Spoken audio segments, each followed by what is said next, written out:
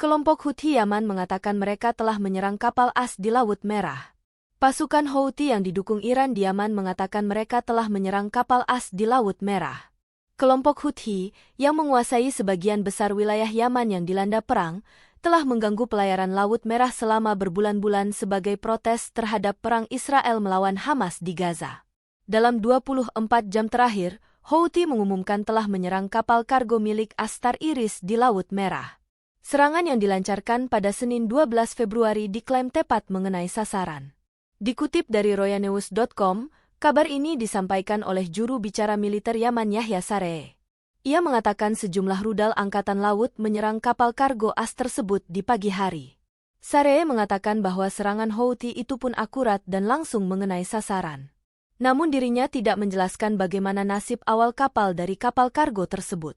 Saree kembali mengatakan bahwa serangan itu dilakukan demi rakyat Palestina yang tertindas.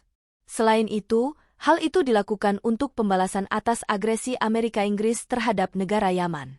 Ia juga menegaskan akan terus menerapkan keputusan untuk mencegah navigasi Israel atau kapal yang menuju ke Israel.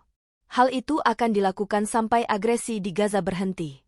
Mereka tidak akan ragu untuk melakukan lebih banyak operasi sebagai pembalasan atas kejahatan Zionis terhadap warga di jalur Gaza.